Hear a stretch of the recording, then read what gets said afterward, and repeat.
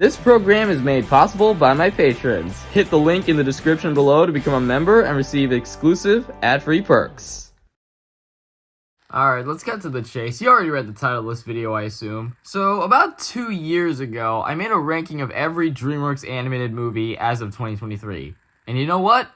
That video sucks. And I don't think I need to go into detail about why. Everyone in the comment section has told me this already. I sound too much like Shea Frillis Productions, whom you may know as the king of DreamWorks, with his own analyses on several of their features and having his own ranking video on them. So today, I thought this would be a good time to rectify my mistake and do a redo ranking of all 50 movies from DreamWorks Animation. And I like my redo ranking of every Disney movie I put out last year. If I had a nickel for— okay, you know what, that joke is getting very old. Anyway, we got a lot of ground to cover, so let's get into it. This ranking includes all 50 of the studio's current animated features as listed on the Wikipedia page. And before you ask, no, the How to Train Your Dragon remake is not going to be on here. For the obvious reason being that it's live action and not animated, and also just in general, I have nothing to say about it other than, it was alright. As for Megamind vs. the Doom Syndicate, we're staying 1,000 miles away from that piece of crap. It doesn't even count anyway since it's a TV film. With all that out of the way, let's get started.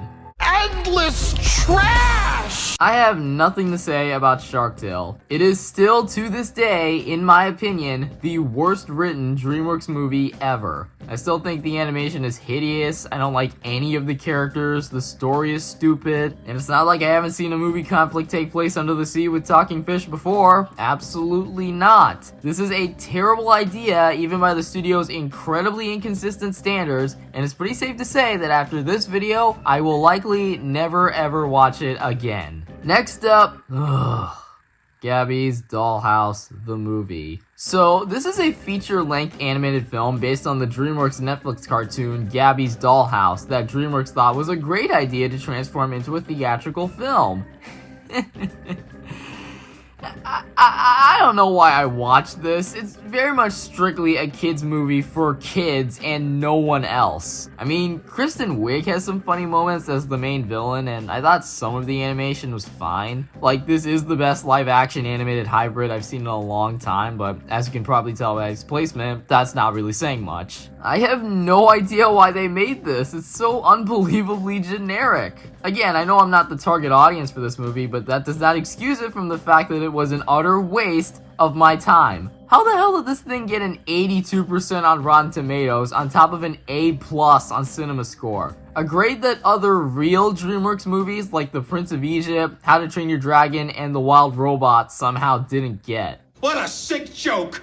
Oh, brother, this guy stinks! Next up, Shrek the Third. I'm sure you've already heard this before. This is the worst Shrek film by a huge landslide. It's not funny, it's not interesting or compelling. Aside from like one good scene and a few sparse good jokes, the rest of it is just mediocre kiddie garbage. It's not even worth talking about anymore. Shea Frillis has already made an entire video on why this movie failed so hard, and I don't think I need to express my hate towards it more in order for you to get the gist on why it sucks. I really don't know what to say about The Boss Baby. This is one of the most annoying animated films I've ever seen. And I know it's supposed to be cutesy and over the top, but I'm sorry, I just could not stand it. The characters are annoying, the story is dumb, the action admittedly is kinda cool despite how aggressively cartoonish it gets. I guess Alec Baldwin has some funny lines. I've never been so humiliated in all my life!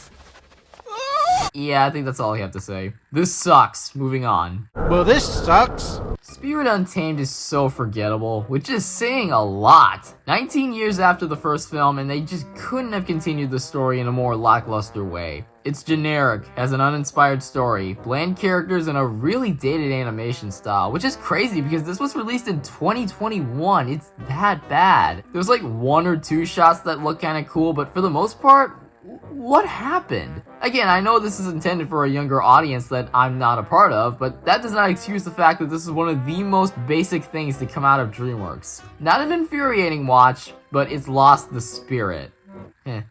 See what I did there? You get the joke? Spirit. Get it? Get it? It's a joke! Oh great, more Boss Baby, just when I thought it couldn't get any better. Okay, truth be told, I honestly kind of like this one more than the original. It's still not good, oh god no, but I don't know, I just found the story to be a bit less generic. I laughed more frequently, and there were more good jokes here.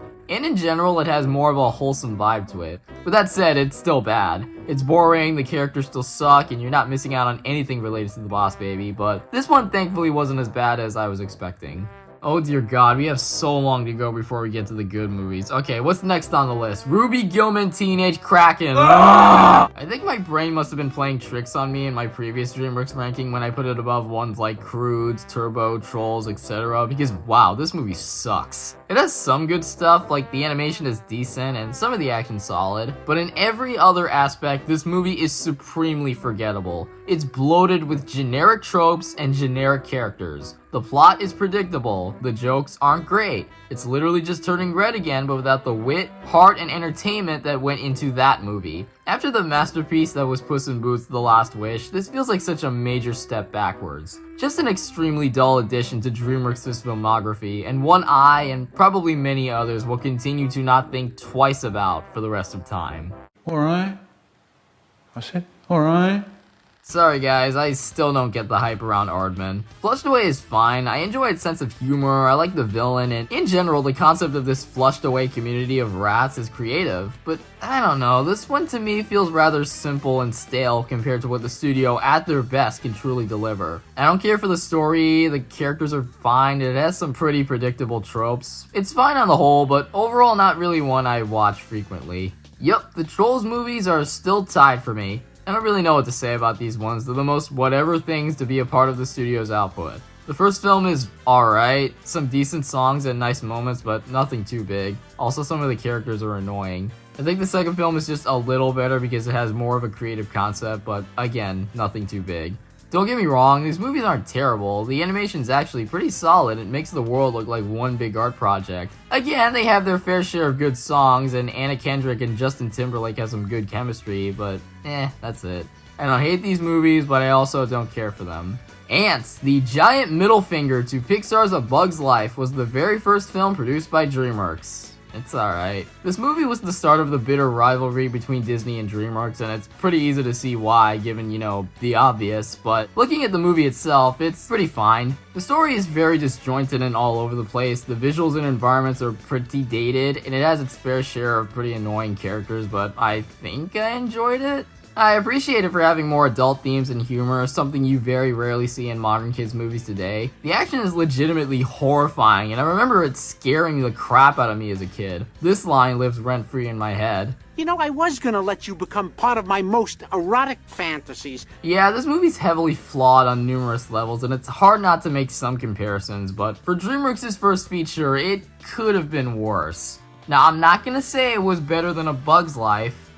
I'm also not saying that. Please don't kill me. Next up, Turbo. I remember this movie being fine when I was younger, and I think that's a fair encapsulation of my thoughts on it now. It's a bit of a predictable story where the protagonist wants to prove they can be more than what they actually are, and then get to achieve that goal for themselves. We've all seen this story before, but that doesn't stop it from being mildly fun. The race scenes are cool, the characters are somewhat entertaining, and the ending is pretty wholesome, but at the same time, its basic story and genuinely stupid villain twist, as well as some other dumb moments here and there, hold it back quite a bit. Also, I just want to say that Ryan Reynolds was a weird choice to play Turbo. I know they got him for Guy in The Cruise, which came out the same year as Turbo. I wonder if DreamWorks had some sort of infatuation for Ryan Reynolds in 2013. Yeah, this movie's pretty mid. Again, not terrible, but not super memorable. The Croods is also one big pile of whatever. It's a perfectly fine, if less inspired piece from DreamWorks. The plot of the film is fairly standard and formulaic for a family movie, focusing on pretty generic family conflicts and the typical fish out of water scenario. While I dig the creative designs of the world and creatures, I wish we got to see more of it. So much time is focused on the family and their basic ass conflicts, and it makes the experience kinda unpleasant. It has plenty of good emotion and solid humor, especially from the viral meme sensation Grug, played by the always epic Nicolas Cage. Also, this movie gained a resurgence earlier this year after it was put back on Netflix. People seriously eat this movie up, which is cool. I'm glad there are people who genuinely enjoy this film, but as for me, say it with me now. I like it, but not a lot. I don't like it. Next up, we got Chicken Run. Again, there isn't a whole lot to say about it. I like its humor, I think the action is solid, but I still wish the story was more laser focused and that it was just about them building a plane from the very start, instead of just having Mel Gibson give everyone flying lessons. It's good when it comes in, but it's at that point the movie's almost over, which is a little disappointing. Fine, but not great. Yeah, I'm sorry, I still don't care for Wallace and Gromit. But if it makes you feel better, this is the best DreamWorks Aardman production. I think this is a fairly charming, simple, cheeky little film. Much like Chicken Run, the jokes are decent. I like the action, I think the villain is very entertaining, but because I never really cared for Wallace and Gromit for the longest time, I place it here. Madagascar 1 is still the weakest Madagascar for me. It's got a ton of really good elements like the zany tone, the goofy animation, the voice acting, the I like to move it of it all, but man, I wish it was more engaging. Once again, when the animals get washed ashore to the titular island of Madagascar, the movie just becomes instantly boring and repetitive. The sequels and the spin-off to an extent are all much funner experiences. Those really let loose with the absurdity and in some cases elevate it to a genuinely great time, but I'm sorry, the first entry is still one big pile of fine. Again, not a bad movie, but another very whatever one. I mean, it's alright, like... Trolls Band Together is still the best one. I actually reviewed this already when it came out back in 2023, and my thoughts are still the same. I still think it's just okay, but the story this time around is a lot more laser focused. There's not as many annoying characters or padded out segments or dated song numbers here compared to the first two. Plus, it's neat Justin Timberlake got more of a big role. After all, he himself was indeed part of an old boy band. Speaking of which, Better Place is unironically a bop. NSYNC cannot miss. So yeah, that's about it. It's Trolls Band Together. What else is there to say? Let's just continue. Sinbad is fine. It's a fine animated pirate adventure. But again, after 3 great 2D animated movies in a row, this one feels like a gigantic step back in terms of tone, story, and characters. The animation is neat and a lot of the fight scenes are very exciting, but it all kind of falls apart in the end. Not a fan personally. Kung Fu Panda 4. Look, this movie's been talked to death by so many people. I personally still think it's okay, but at the same time, I can't help but feel extremely disappointed. 8 years after the previous Kung Fu Panda installment, and what do we get? A half-baked, quote-unquote, villainous threat, a repetitive story, far less emotion, lack of growth for Poe, an annoying as sin Aquafina character, NPC returning villains, no Furious 5. It is easily the weakest Kung Fu Panda film that quite frankly should have just been a TV show. Ultimately, it has enough good to keep it above everything else I've talked about so far. It's a fine enough watch with good humor and decent action, but it's got one of the laziest stories come out of this series and DreamWorks in general, and the characters just aren't the same. With that said, Jack Black's cover of Baby One More Time is the best thing to come out of this movie. Like, unironically, it's a banger. I listen to it all the time. Next up, Puss in Boots. Now I have pretty fond memories watching this movie when I was younger, but looking back, yeah, it could be better. This came out during that era of the Shrek series when it was running out of steam, especially after the last 2 disappointments being Shrek the Third and Shrek Forever After. This one isn't nearly as bad, but I've always found it lame how it plays its fairy tale story completely straight as a Jack and the Beanstalk plot, as opposed to Shrek 1 and 2 that subverted said typical tropes and trappings of fairy tale stories. The journey's fine, and I like Humpty Dumpty quite a bit, and there's a couple jokes that got me chuckling quite a bit. It ain't over easy. Oh. But that's about it. Once again, not one of the worst DreamWorks movies by far. Monsters vs. Aliens is okay. It's a pretty decent sci-fi monster parody. I remember really liking this movie back when I was younger, though that probably had to do with mostly the humor. This movie is pretty funny, and there were quite a bit of jokes that genuinely made me chuckle or even laugh. The downside is mostly everything else. The action has so little energy to it half the time. None of the characters were annoying, but none of them really grabbed me. Like, they tried with Tall Girl by making her fiance unlikable halfway through, but it just kind of felt forced to me. Whatever, in general, it's a perfectly harmless little film, but if I'm looking for a DreamWorks movie with actual wittiness and heart to it, I'll probably look for something that has ogres or pandas or a big blue brain guy or literally any other DreamWorks movie that's gone down as a cult classic, I don't know. Also, whose idea was it to cast Paul Rudd as an asshole? Home is pretty cute. I see a lot of people hating on this one, but personally, it's not that bad. I remember this movie being okay as a kid, and I think that still holds up pretty well today. It is kind of a straightforward alien-human bonding trip film with not much else going on outside of it. I'm probably the only one who thinks the reason they greenlit this film was just so they could have Rihanna sing numerous pop song covers, which this movie is bloated in. Though some of them are actually pretty good and somewhat catchy. In addition, the two leads have good rapport with each other, there's some decent heart to it, and call me hypocritical for saying this, but I'll admit it, I laughed during the whole bathroom bit. Thankfully, there is a large bowl of lemonade. The package overall isn't great, but it's not nearly as terrible as most people would expect. I kinda dig it. Penguins of Madagascar is still pretty decent. I don't think it's nearly as laugh-out-loud hilarious as some of the other Madagascar installments, but it's still pretty darn funny. The action is off the walls, the plot is pretty creative, the villain is funny, and much like Home, it has some decent heart to it. This movie is literally 10 times better than most other animated franchise spin-offs. Lightyear. But again, there's not a ton to talk about with it. Abominable is one of those movies I kinda get frustrated by, because it has so much potential writing on it. It's really good for the first 30 minutes or so. I enjoy the characters, there's good build up to the mystery and reveal of the Yeti. It's got some nice charm to it and good emotion. But once they're on the adventure to bring the Yeti back home, the movie becomes instantly repetitive and played out. There are still some nice moments, some actually really great animated sequences, but still, if you're going to open your movie with a strong hook, it has to be consistent and maintained, which this movie kind of failed at in both regards. It tried, I appreciate it, but it was so close to being something better. Alrighty, more Croods time, baby! The Croods 2 is better than the original, fight me. It's definitely a lot dumber and less competent than the original, but honestly, I don't care, man. This series is all about the zaniness, and this movie really amps it up to the point where I just can't bring myself to hate it. But in addition to the much more absurd, batshit plot and humor, I think this movie generally does a much better job at fleshing out its characters. I kinda liked and cared for these guys a lot more here than in the first film. It's still your typical family drama conflict stuff you've seen a million times, but not nearly as bad. It's still a very fun DreamWorks movie that definitely isn't anywhere near one of the all-time best DreamWorks movies, but still good enough for what it is. What can I say? It's the Croods. Speaking of zany DreamWorks franchises, Madagascar 2. Okay, this is where the series started to get really good. It's got a sharper sense of humor, it has more lively energy, the characters outside of Alex get a lot of screen time. However, it does follow a similar plot structure to the first film, and there's so many character conflicts that pile up during the middle, and it makes the story feel kinda scattered. And the third act, while fun, still has a little too much going on. A pretty uneven film in some parts, but I still found it enjoyable. Best one of the series though?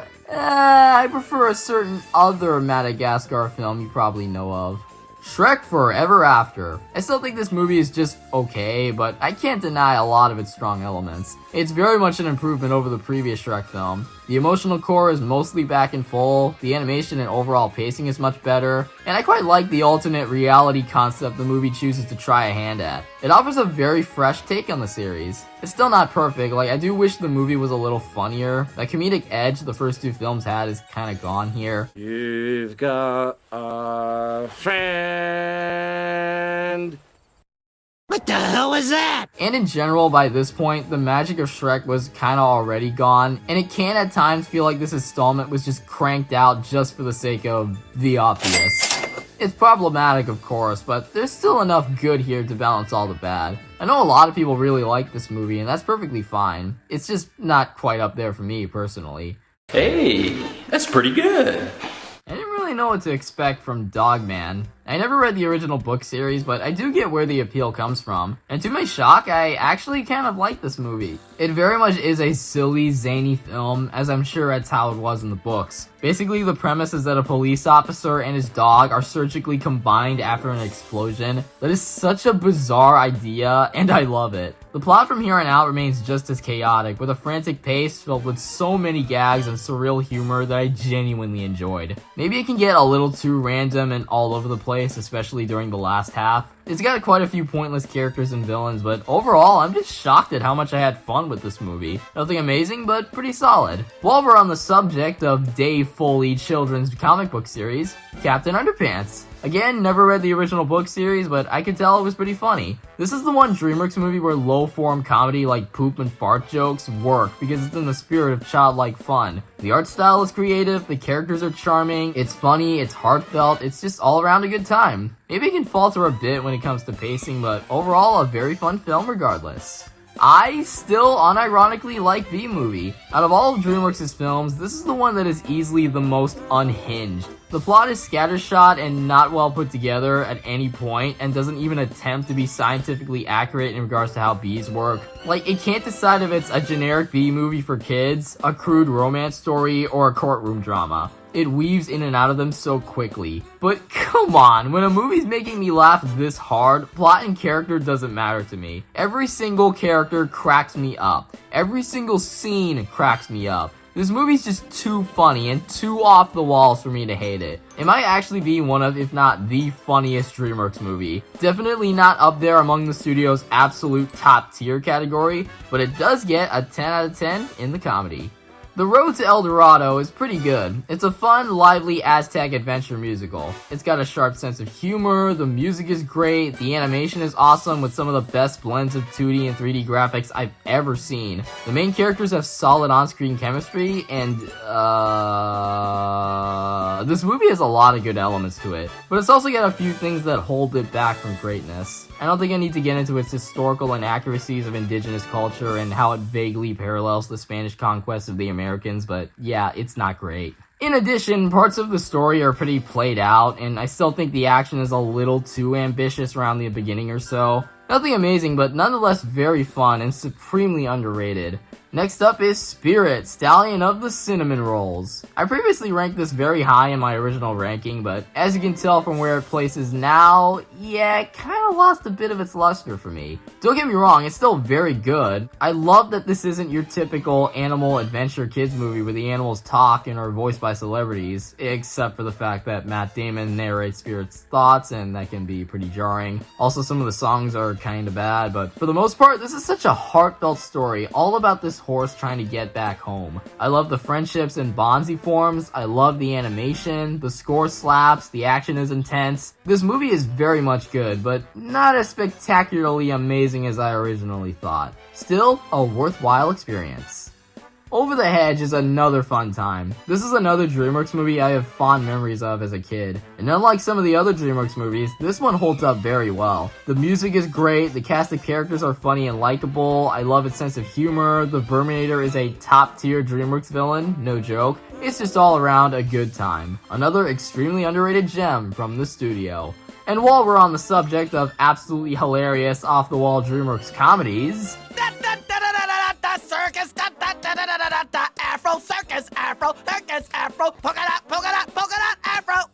Really? alright, now it's a party. Madagascar 3 is still easily the best one. This is one of the most rewatchable DreamWorks films for me, because it is just so gosh darn funny. This is the one Madagascar film that really lets loose with its humor. There's so many jokes and gags to be found here that genuinely gets a good laugh out of you, or at the very least, a chuckle or two. The movie also feels so much better paced than the previous two, and I think that's because the characters are always on the run, so it makes the story very engaging. Plus, the villain is great, and the new characters are a ton of fun, and it retains the same heart. Most of the mains kinda get shafted, except Alex, of course. It also has that tedious liar revealed scene towards the end that feels especially forced, but overall, a very, very good time. If anything, it's worth it for the comedy alone, while also being a legitimately nice conclusion to this hysterical franchise.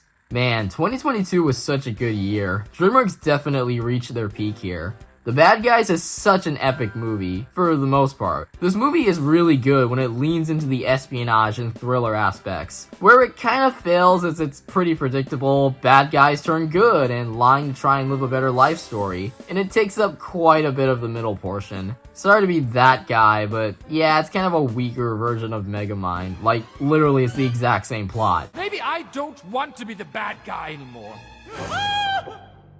Well, I'm tired of being scary. I'm tired of being an outcast. Maybe I don't want to be a... What? A bad guy? It's eerily similar in some areas, but hey, the main characters are still charming, it's funny, the animation is great, the action is killer, and the music is awesome. I only wish it had a more original story.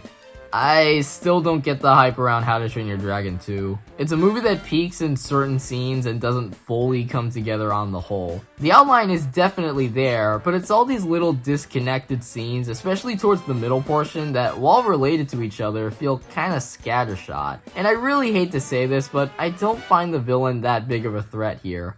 Also in general, I can't take him seriously.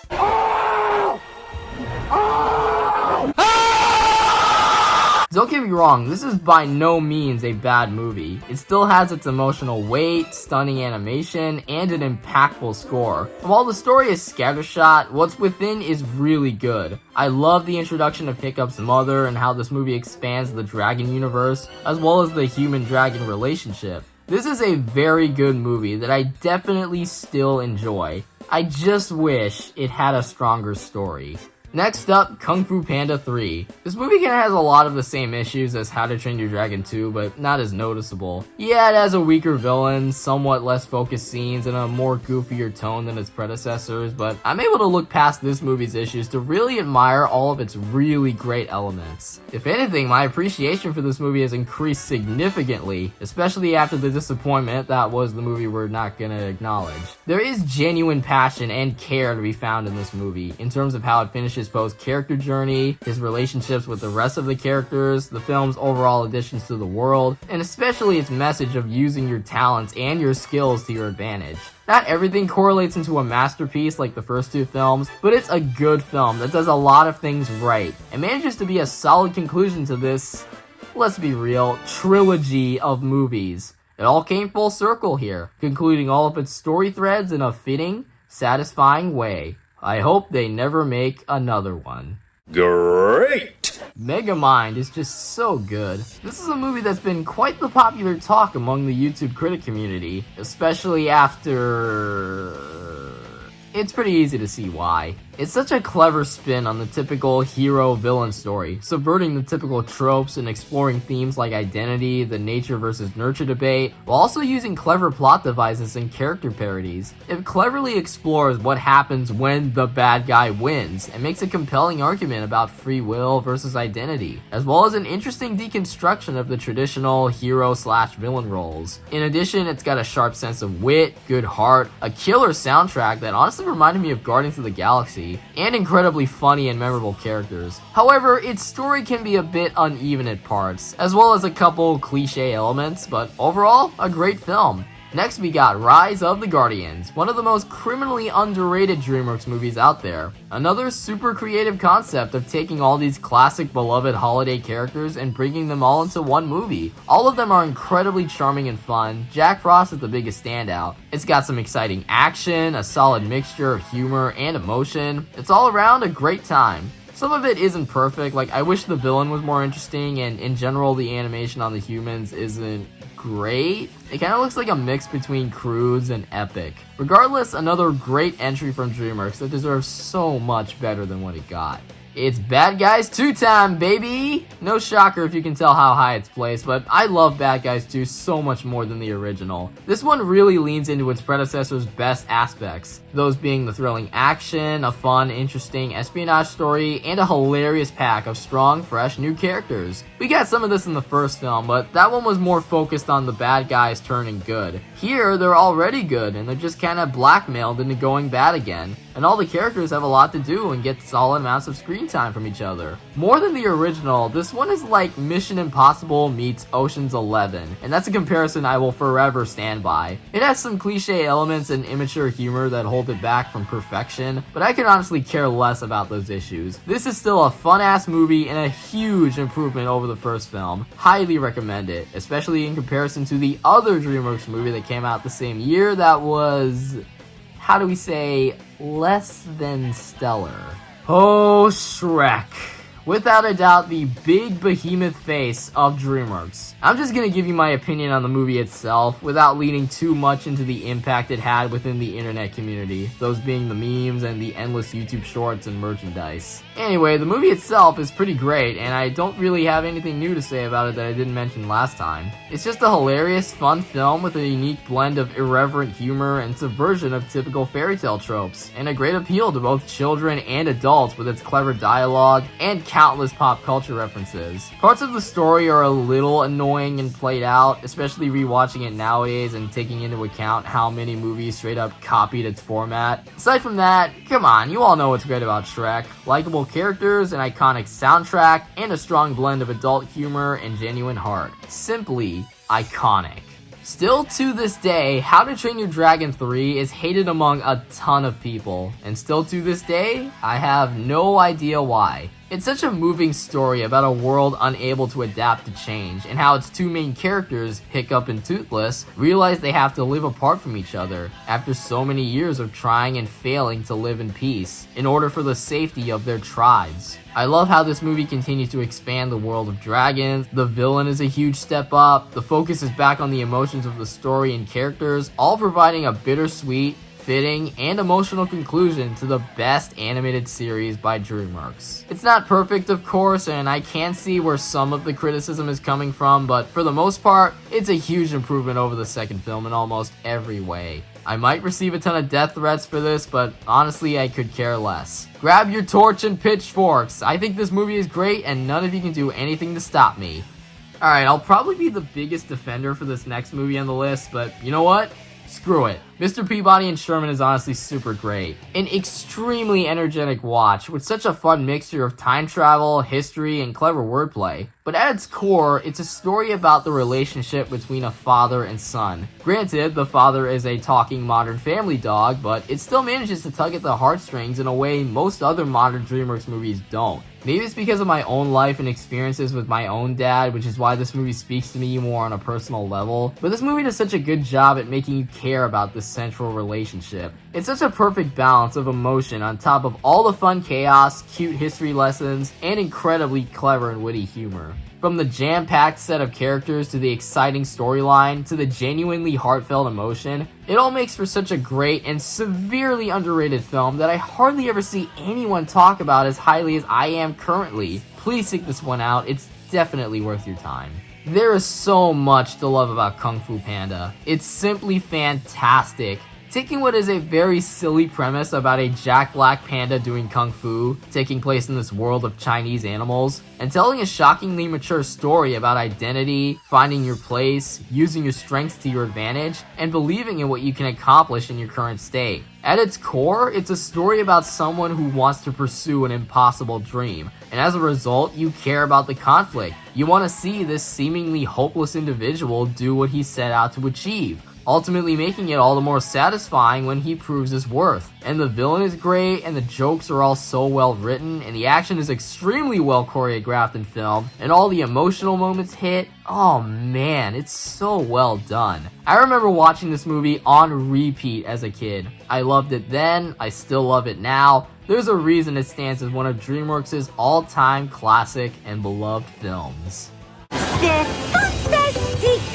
Is it even a surprise? Shrek 2 is peak, mostly. It's so funny and exciting and heartwarming and is as close to perfection as DreamWorks has ever gotten. It's consistently funny, it's a perfect extension of the first movie's world, it's shockingly well written to the point where there's barely any filler. The old characters are just as fun, with the new characters adding so much of their own extra life and flair. The conflict and resolution is a ton more heartwarming, the music slaps, and the climax. Jeez Louise. Everyone has already said this before, but the whole I Need a Hero sequence is unbelievably phenomenal. Definitely in my top 3 of the best third acts of any movie I've ever seen, period. A lot of people have talked about this movie to death already, so I'll spare you the long form analysis on why this movie is so great. Simply iconic.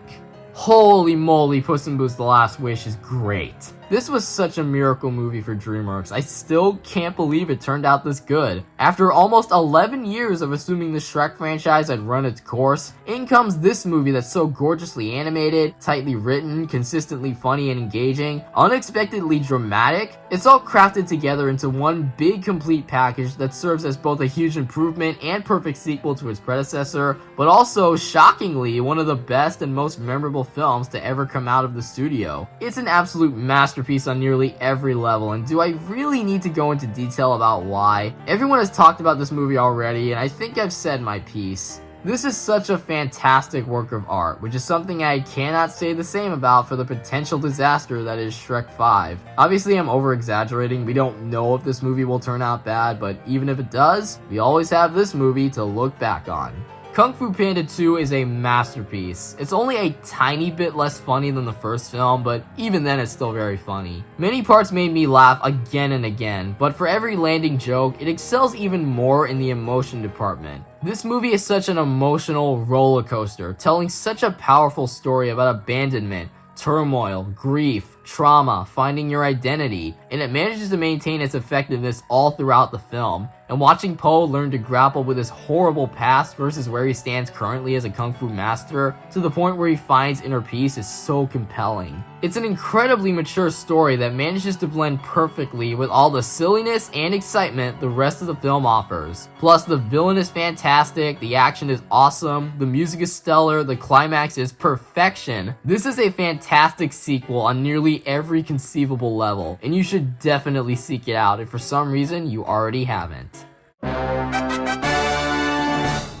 How to Train Your Dragon is an all-time classic. The original, not the live-action remake. Sorry to be so rude towards this movie, I really don't hate it, but I think we can all agree that the original version is the superior. This movie has such a well-balanced tone, taking place in a universe where dragons and humans coexist in a gritty, hard world, all while at the center telling a feel-good story about this kid who befriends a dragon. This movie was directed by the duo behind Lilo and Stitch, and this movie's kind of an evolution of that, crafting a similar structured story about a quirky loser and a demon turned good, and making it much more mature, adult, and emotional. It's a movie that captures a sense of magic that most other DreamWorks movies, even the really fantastic ones, don't have. Maybe it's the sweeping flight sequences, maybe it's the exciting score. Regardless, this is the one DreamWorks movie I feel anyone can watch and enjoy for the reasons I just discussed, even if they haven't seen any of the rest of the studio's output. Aside from the dated design of the human characters, which is more of a nitpick than an actual flaw, this movie is near perfect. It's very well paced, incredibly powerful. It's another one that stands as an all-timer classic from the studio. The Wild Robot. Where do I even start? I've talked about this movie a couple of times on this channel before, in my initial review and my top 30 movies of 2024 video. I'm happy to say that my opinion on it has not changed in the slightest. I still think this is the best DreamWorks movie we've ever gotten over the last decade and a half. I've said it before, but this is the one that made me feel the most. The one that really connected with me on a deeply personal level. Because while it may seem like a pretty simple story about a robot parenting this baby goose, it's a movie about the joys and challenges of being a parent, as well as the beauty and dangers of nature. This is the kind of movie that really taps into that extra human emotion, something that younger kids, of course, will be entertained by, but also that parents will enjoy because of how much they'll see themselves in the life they're currently living with their families and their children. Every single sequence, every single character moment, every single plot beat matters, setting something up later on and paying it off in such a satisfying way. It fires that perfect blend of humor and emotion on all cylinders, and that's what makes it so unique and special. An absolutely fantastic film, definitely one of my all-time favorites from DreamWorks. But as you all know, there's one more that trumps it.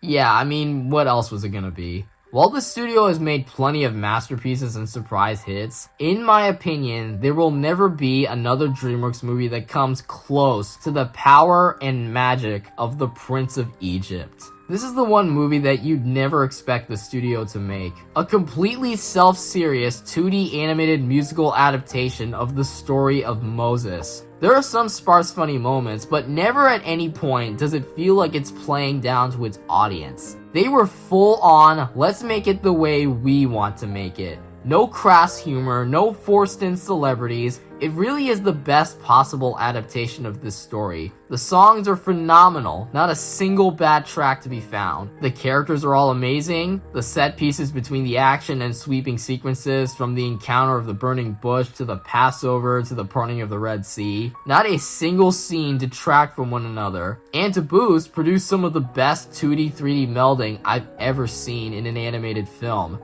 Nothing is sugar-coated, nothing is dumbed down. It does what it sets out to do, and it delivers as not just the best DreamWorks movie, but also one of the best animated films, period, to exist. Again, DreamWorks has made so many other phenomenal movies, but in terms of setting up tone, plot, structure, character, world, thematic depth, and fantastic songs, The Prince of Egypt is easily the best. The undisputed, perfect work of art from DreamWorks Animation Studios.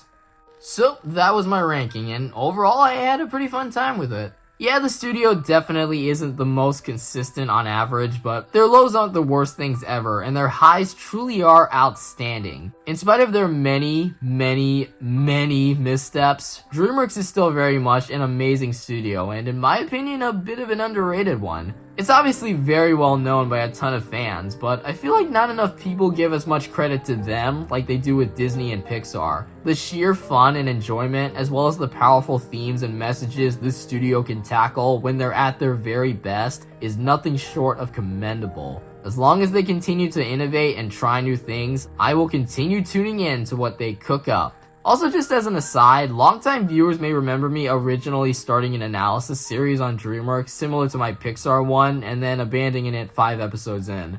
But now, I mean, do you guys want to see me make that series again? I currently have an idea floating around for another non-animated movie related series, but I'm more than willing to do, or rather redo, that DreamWorks series. But I'll leave that up to you guys.